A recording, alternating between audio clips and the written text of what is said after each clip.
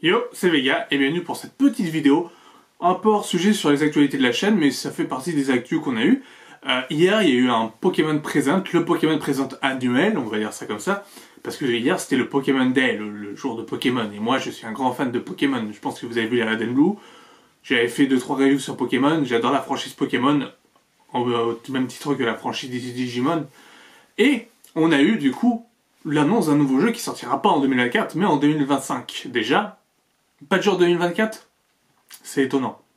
Ils nous avaient habitués déjà depuis des années à nous sortir un jeu par an. Enfin, il me semble que depuis des années qu'ils nous sortaient un jeu par an. Et donc, peut-être que les critiques de Écarlate et Violette, disant que c'est buggé, moche, etc., les ont peut-être titillés et se sont dit, bon, on va prendre un petit peu plus de temps pour peaufiner nos jeux et les sortir quand ce sera prêt. Et une date en 2025, mais on ne sait pas quand est-ce que ça sera en 2025. Est-ce que ça sera en novembre 2025 ou en début d'année, comme était Legend Arceus, puisque c'est un Legend, et c'est un Legend Geoparry. Enfin, Geoparry, enfin, ça se passe à Kalos, à Illumis, précisément. Et ce sera Legend Z-A. Donc on peut penser à AZ, qui a été un des protagonistes de Kalos, enfin de l'histoire de la 6ème génération. Il y aura le retour des méga évolutions, ce qui est vachement intéressant. La ville a l'air d'être magnifique et gigantesque. Si c'est un truc vachement urbain, parce que ça a l'air d'être un truc haussmannien, un plan de réhabilitation urbain, voilà, on va avoir une réhabilitation urbain. Donc ça a l'air assez intéressant. Bon, c'est un Legend. Moi je voulais un spin-off en attendant, quelque chose de à grignoter, quoi. Je voulais un Let's Go Jodo, par exemple. Mais c'est un spin-off. On va pas cracher dessus. Un Legend, c'est sympa. Legend Arceus, c'était sympa. Il n'était pas transcendant, il était moche, etc. Mais comme vous voulez. Mais il était sympa. Moi, j'avais bien aimé. Personnellement, j'avais bien aimé.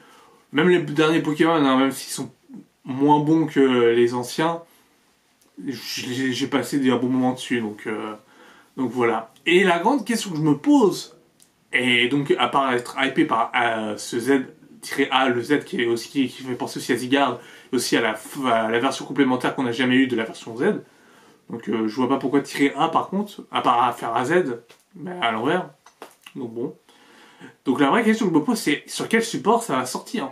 Et oui, en 2025, il y a toutes les rumeurs sur la Switch 2 depuis quelques années. À un moment donné, ces gens-là, comme EMB ou Julien Chiez, parce que de toute façon je m'en fous si je critique EMB Julien Chiez et qu'il me bloque, je veux dire, je suis personne, je suis suivi par personne. Donc bon, donc c'est pas grave. Donc EMB Julien Chiez nous tire la sonnette d'alarme en disant bientôt la Switch 2, bientôt la Switch 2, bientôt la Switch 2. Mais à force de nous dire bientôt la Switch 2, bah on va vraiment sortir la Switch 2 parce que la Nintendo Switch, ça fait déjà 7 ans je crois qu'elle est commercialisée, enfin elle est sortie en 2017.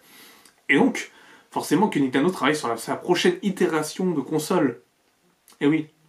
Donc, il ne reste plus que le temps pour qu'ils sortent une nouvelle Switch. C'est précisé sur Twitter, enfin X maintenant, sur X et sur YouTube, vu sur Nintendo France, que ça sortira sur Nintendo Switch. Soit il n'y a pas de Switch 2 à l'horizon et que c'est démenti du coup en 2025, il n'y aura toujours pas de nouvelle console de Nintendo et ils voudront continuer sur la Switch. Soit il y aura bien une nouvelle itération de console et c'est pour cette console-là et c'est pour ça que ça sera plus tard en 2025 et pas en fin de vie de la Switch.